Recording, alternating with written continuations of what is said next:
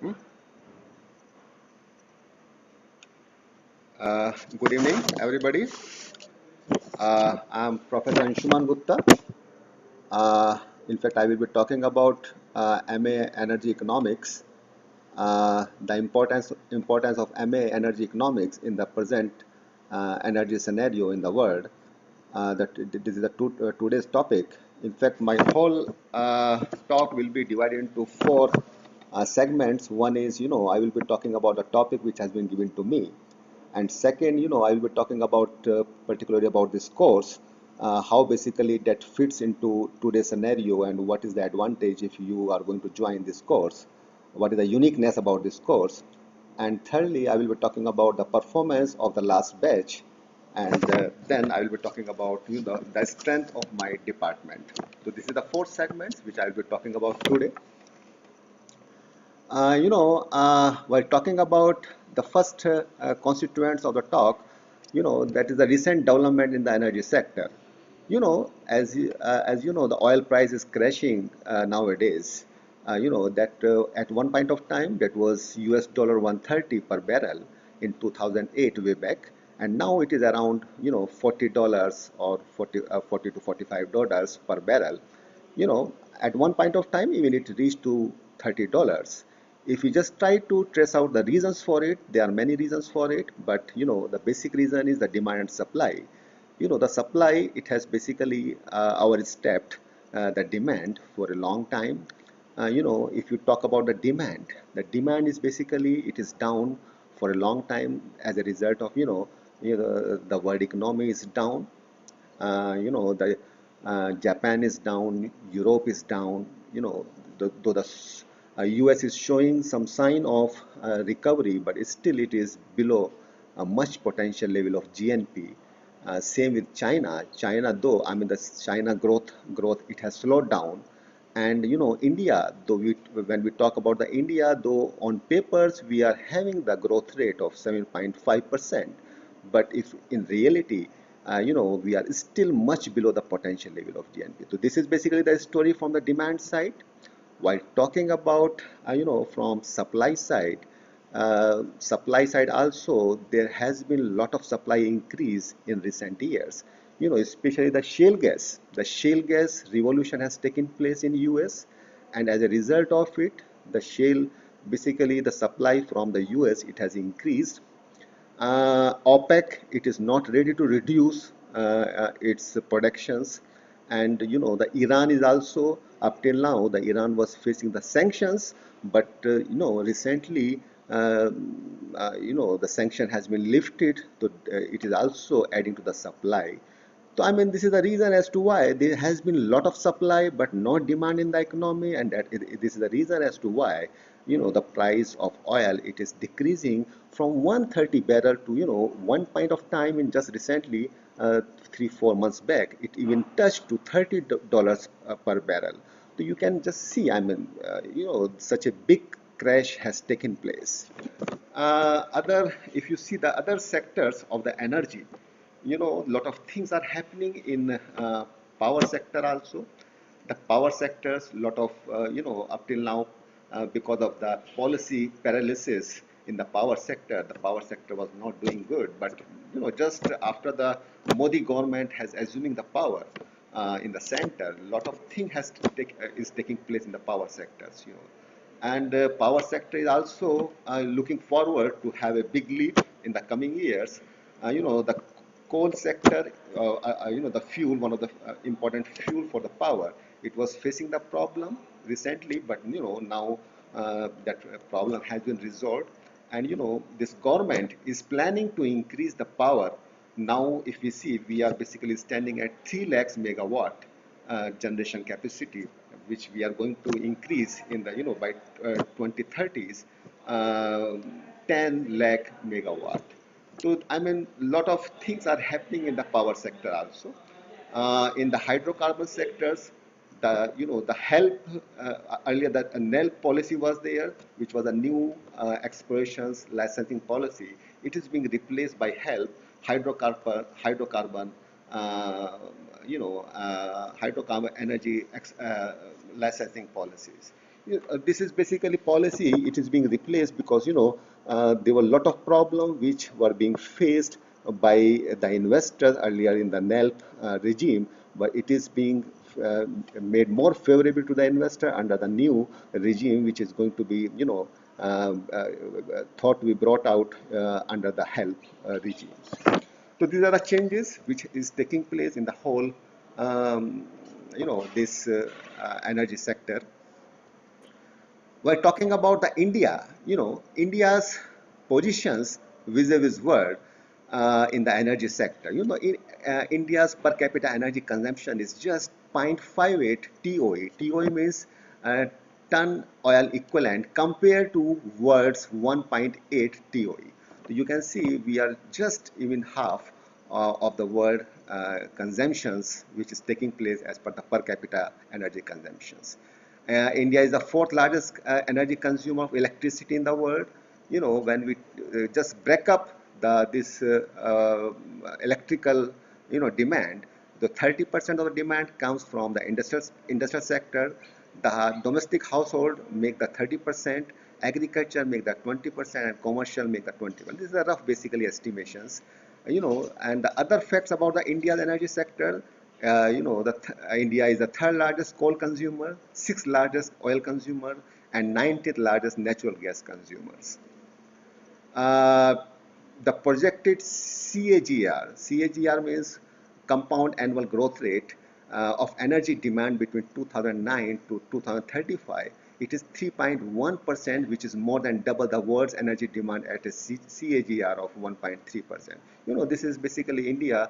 They are going to grow by 3.1% in comparison to the 1.3% the world energy demand.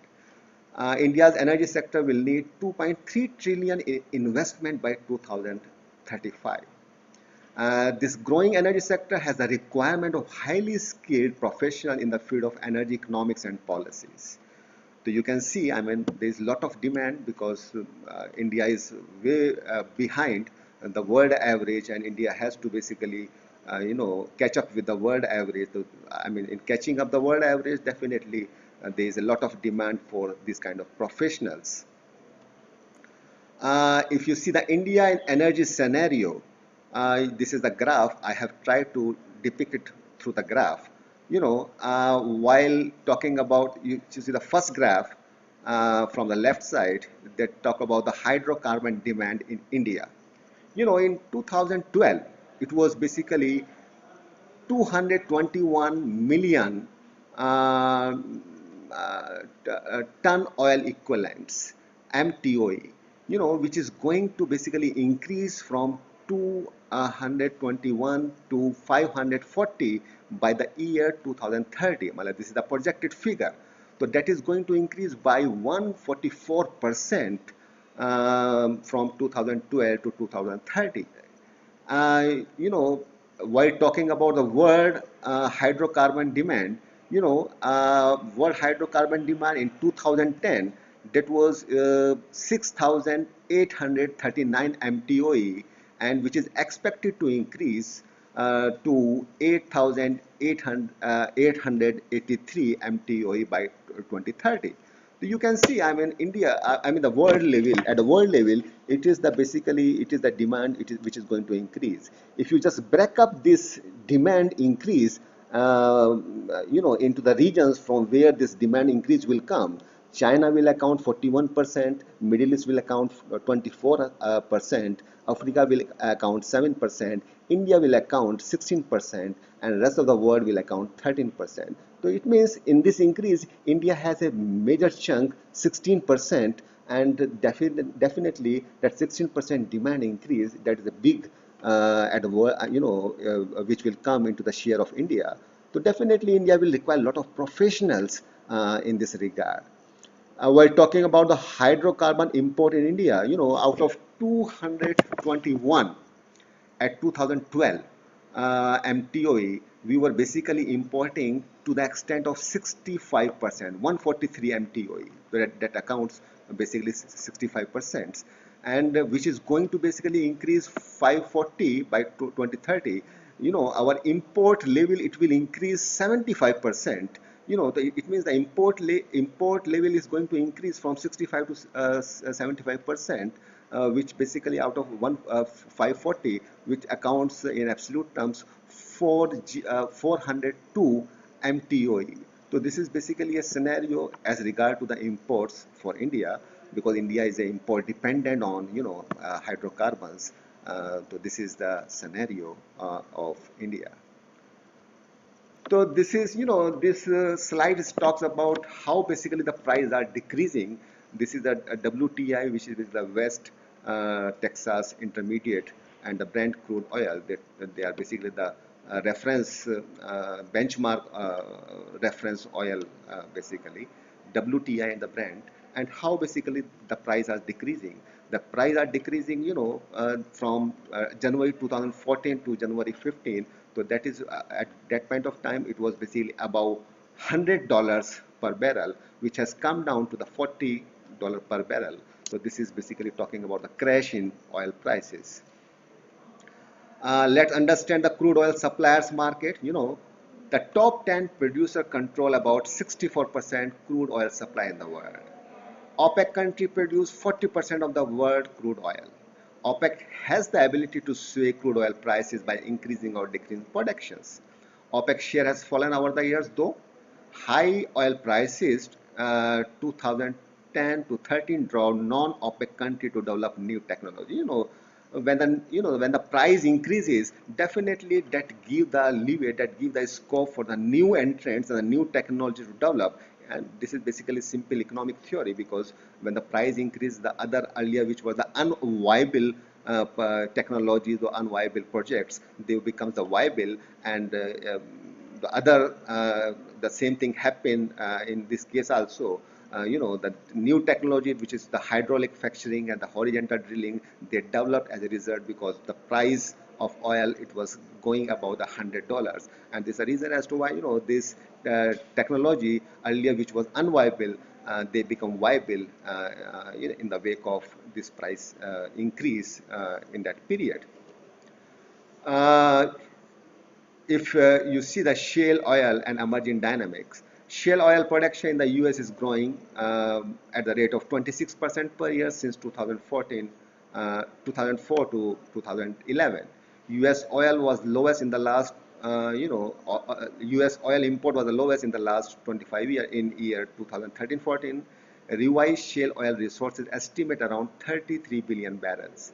Mexico, Alaska, Argentina, and other countries have also plans to, join this fray as far as the shale oil and gas is concerned. The counter steady scenario in 2014, crude oil import from Saudi Arabia dropped to 8,50,000. Because Saudi Arabia dropped because because other suppliers, they came into the picture, and the demand decreased in the world over. So the Saudi Arabia crude oil import, Saudi Arabia crude oil import from Saudi Arabia, it dropped to 8 lakhs 50,000 barrel a day. Saudi Arabia lost about 50% of US customer base. Shale gas has been available since 16th century, but because of high cost extraction cost is halted the development. Price of OPEC crude oil was less than high cost of shale extractions. This is basically the economics of extracting the crude oil. This talks about this break-even price of the crude oil, or the cost of production of the crude oil, which is lowest in the Middle East and which is highest in the Arctic region. Middle East, it basically costs 27. In the Arctic region, basically the Canada and all, it basically costs $75 per barrel. The shale, it is basically 65, and in between 41, 50, 51, 52. So this is basically the scenario, because this resource is found. This is a region specific, geological specific, and definitely as a result of it, the price of extracting the oil, that depends on which regions or which regional locations that resource is lying. So this is basically the economics of extracting the oil the world over. You know, finally, beyond December 2016, it will be difficult for the shale oil producer to produce below $60 uh, uh, per barrel. As you know, because 60, if it is hovering around 50, 40 or 50, definitely because extracting the oil, it is above 60 in the, as far the shale oil is concerned. So definitely when the price is below it, it will not be viable. Though still the production has not come down in US, but in the long run, there is a chances that the new investment will not come forward. The old invest because the old investment they have already done, they are producing just to minimize their losses. But definitely at this rate, it will not be viable, and the new investment will not be coming. And as a result of it, definitely some producers, they will be shutting down their productions, or they will be basically not be adding to the new investment. OPEC decided not to reduce the oil productions. Russia had joined the same strategy because nobody wanted to lose the market share.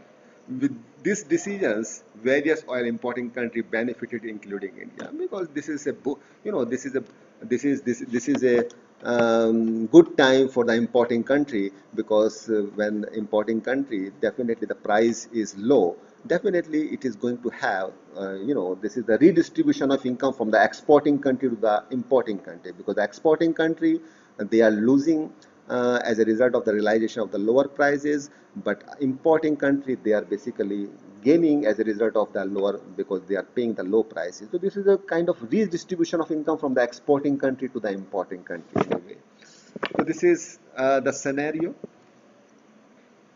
uh, the impact of different industry in India. Of course, if you see at the macro level, there will be dependence on the subsidy will be less, because when the prices is coming down, the definitely, as you know, in India, the petrol and the diesel price, they have been, they have been deregulated, because the subsidies, because now the price itself is low, definitely there is no need to subsidize it. So this is the impact on, a country like India, who were earlier highly subsidizing this oil, different products of the oil. Issue of under recoveries can be resolved up to some extent. Profitability of the industry will improve, bring down working capital loans, marketing margin will be better. Other beneficiaries, other industries will be automakers, they will be beneficiary, paint companies and lubricant makers, they will be the major beneficiaries of this development. you know uh, in this scenario, the questions to ponder over, the questions to investigate is impact on the GDP, inflation, economic development as a result of this price crash, the impact on policies of oil exporting countries, impact of renewable energy development, impact on environment, impact on energy efficiency, etc.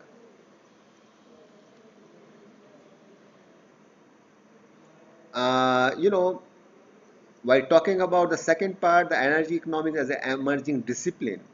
So this is the second part of my talk. I will be talking now about this particular course. This is basically the constituent. This is basically what we are basically teaching in this particular discipline. We will be teaching. We'll be basically covering this international energy market, power economics. Under the power economics, it will be the generations, transmission, distributions, and the economics of petroleum products, renewable energy economics, energy pricing, energy modeling, energy trading, energy sector project financing. So this will be the areas. Then we will be covering, energy efficiency economics, energy policy, regulation and laws, oil and gas sector, that will be covering upstream, midstream, downstream, renewable energy, energy efficiency, electricity sector, which will be including generation, transmission, and distributions. While talking about this program, this program is basically, which is called MA Economics, specialization in energy economics. It is a 2 years, 4 semester program in energy domain of UPES. It aims at imparting domain-specific academic training to the students very rigorously.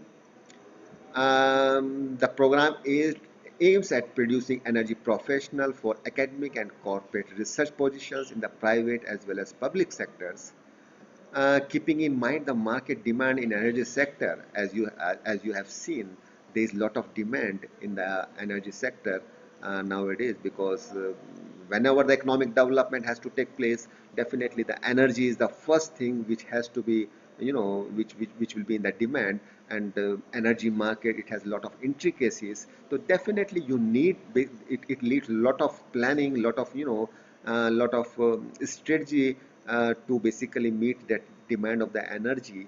And for that you need to have this energy economist, energy, who can understand the energy market, these kind of professionals. So this, keeping in mind the market demand in the energy sector, the curriculum of the program is designed by the eminent professors, professional, to acquaint the student with the theoretical concepts as well as practical applications pertaining to the energy sector.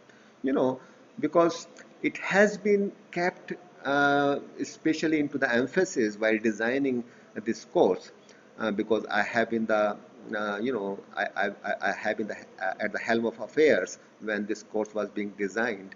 So we have basically kept in mind the theoretical aspects as well as the practical aspect into mind.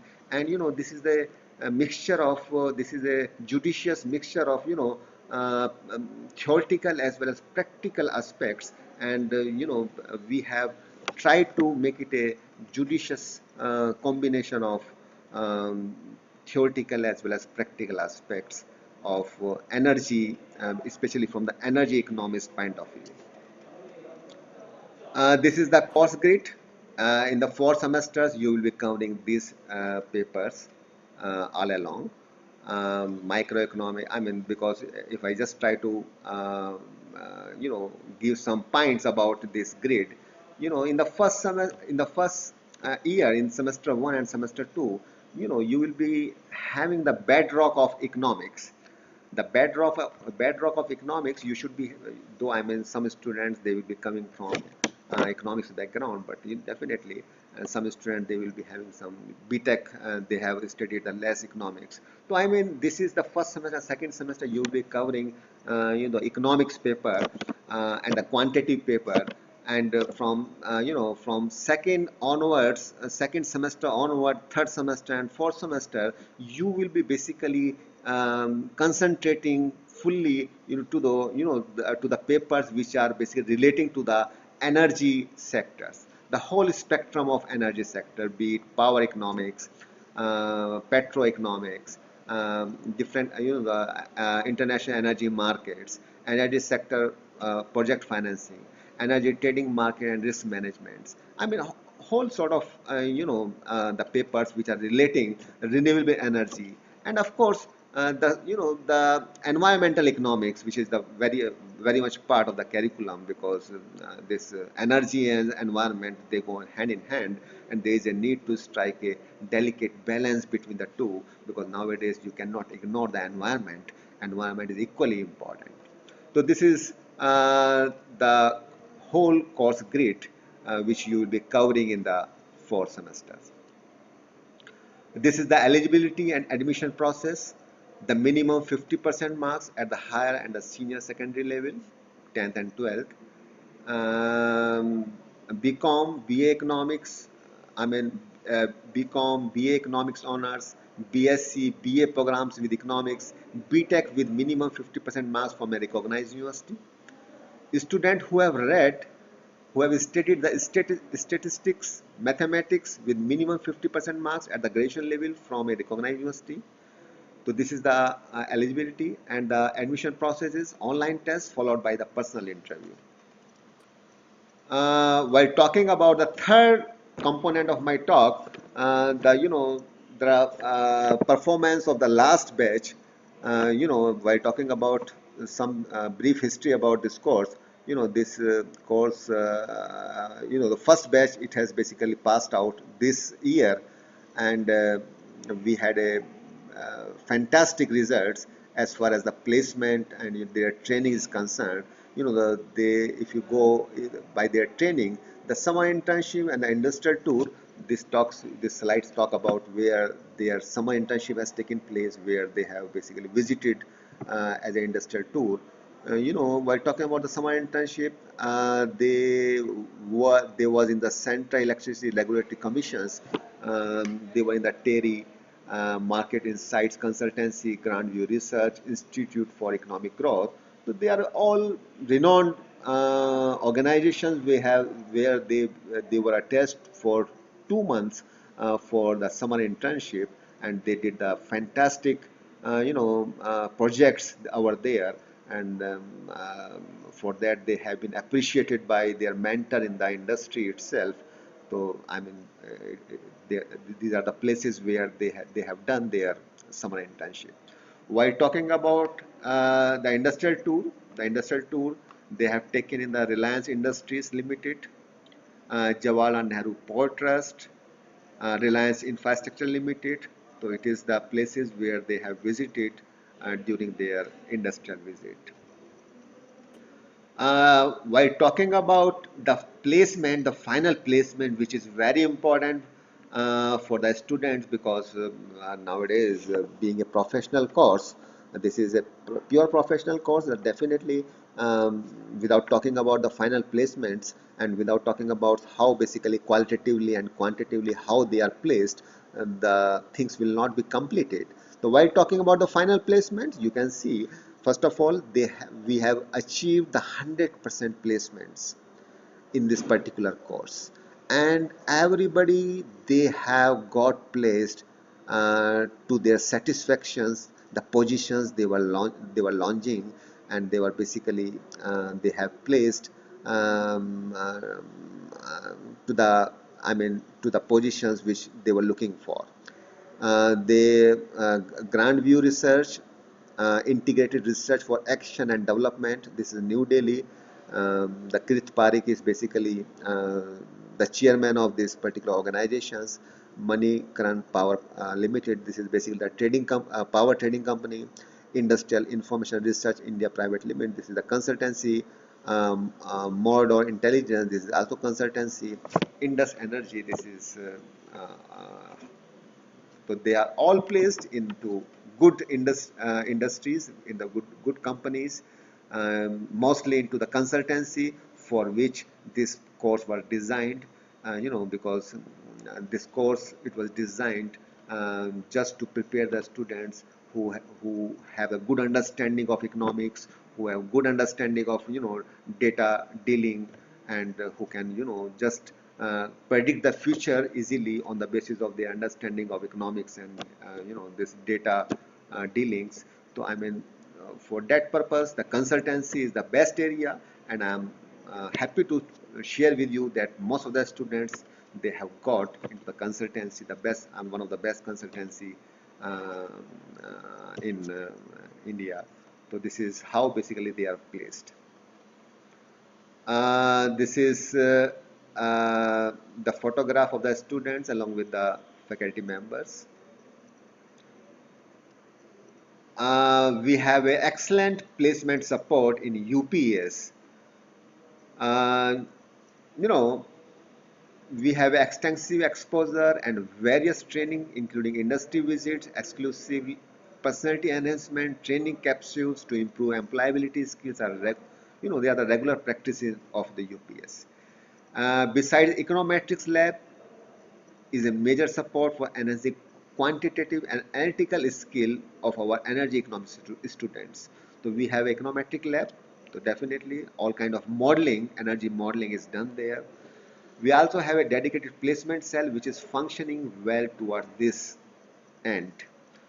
So we have a dedicated placement cell, and this is the uniqueness of the UPS, because this placement cell, they work for the students, and we emphasize that whatever the process and whatever we do, that basically translated into good placements, because placements, this is how basically it should boil down your all efforts into the good placements. So we take the special emphasis to the placement, and these placements cell, they work day and nights to place the students in the best possible companies.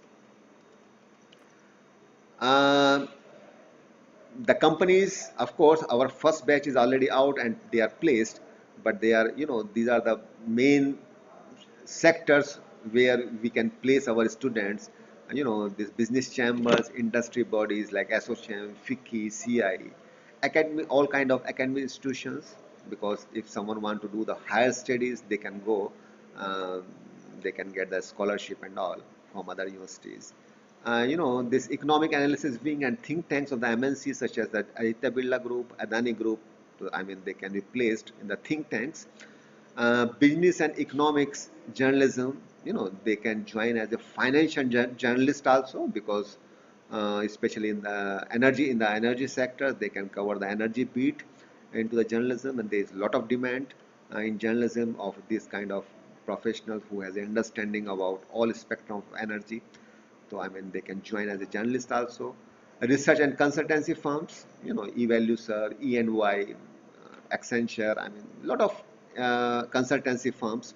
They can join, and we prepare the students for the consultancy firms, so they can definitely join this kind of consultancy firms. This is the profile of faculty of our department, which is like economics and energy economics department. This you can just see. I'm Professor Anshuman Gupta, PhD from JNU. Uh, I mean, it is better to just read it out. Parsoon Dwivedi, PhD, Lucknow University, Jairaj, Madras University, Hiraman Roy, Assam Central University, Vimal Mathur, IMT Ghaziabad, Punjab University, Rajiv Sharma, Pondicherry Universities, Banaras Universities, Pune Universities, University of Delhi, Hyderabad Central Universities, IIT.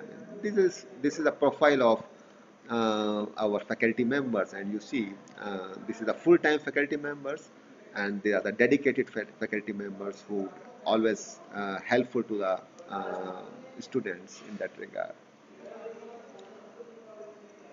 Uh, you know, my talk is over. Just I wanted to say you something about what is unique about this this UPES first of all. Then I will talk about the department.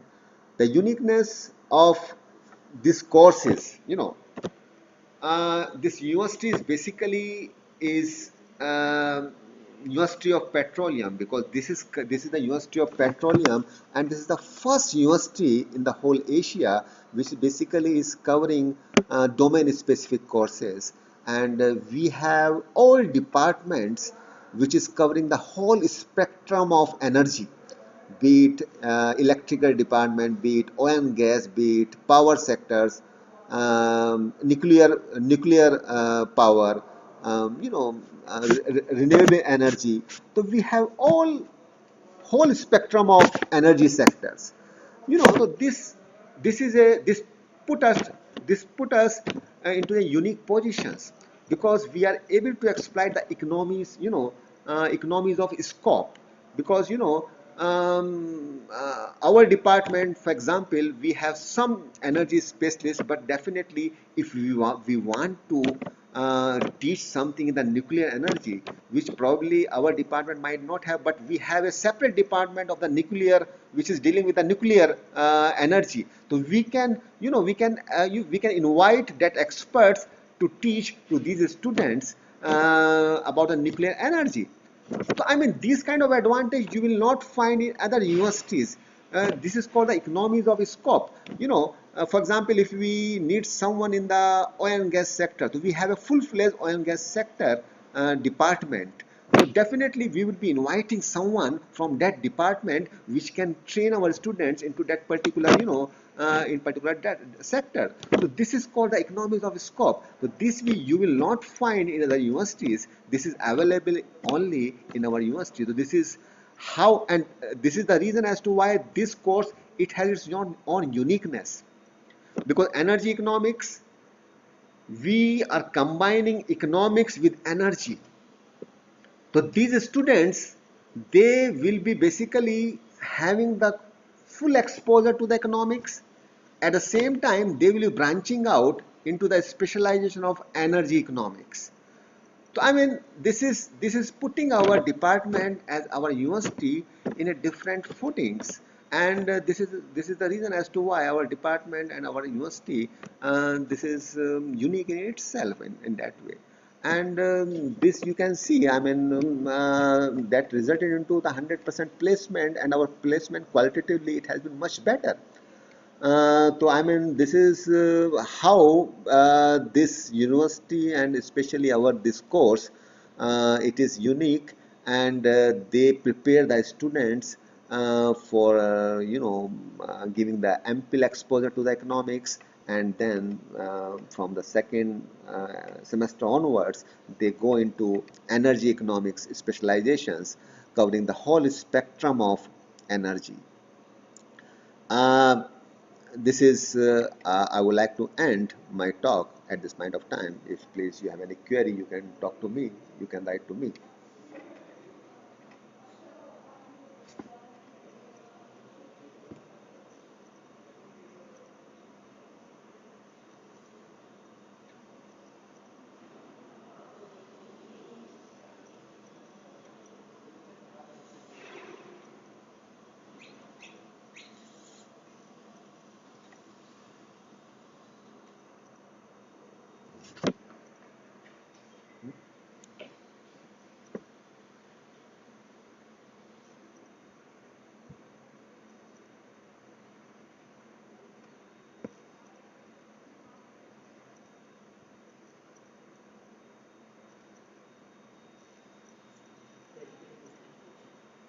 If there is any query, please you can write to me. I'm here uh, to quench any query, to answer any query. Please, you are welcome to ask any questions or any query regarding this course.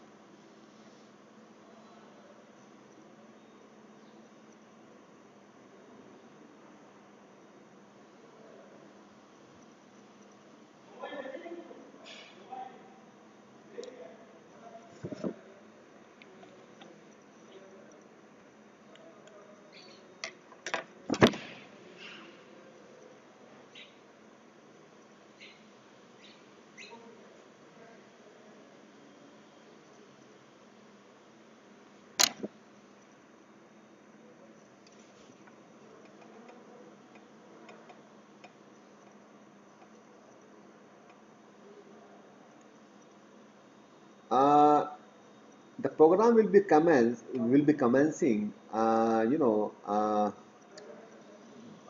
by July, mid July, and definitely the entrance test will be taking place, and just after a week of the entrance test, the result will be announced. So that is not a problem. You can talk to the enrollment cell in Delhi, and they will be telling about this process of entrance test and then the results. The program will be commencing from mid July.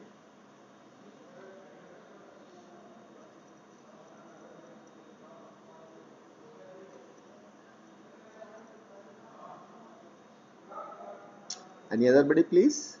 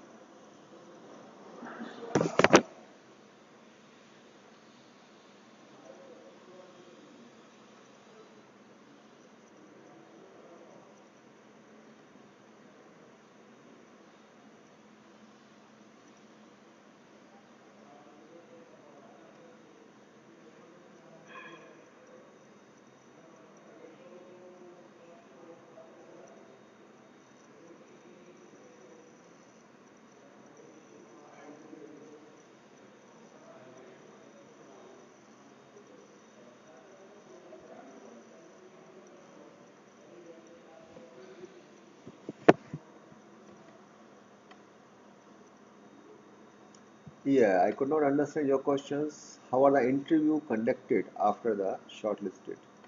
Yeah, the interview will be the simple interview. I mean, that will be one-to-one interview, and you will be talking about just to check your understanding and about basic understanding of economics and how basically whether you would be able to cope up with this course or not. I mean, it will be regarding your economics knowledge and what is happening around in India.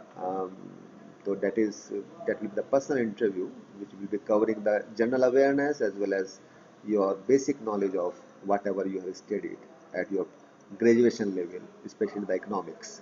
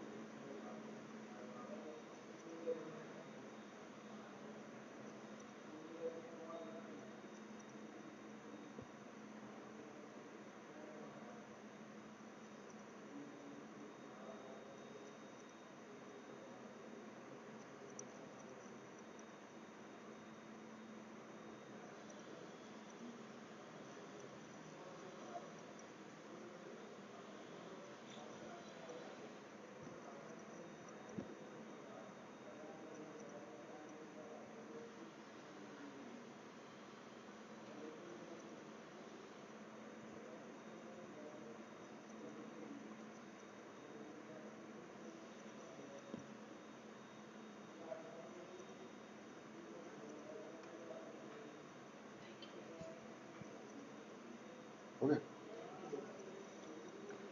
Thank you very much to everybody who has joined this webinar. All the best.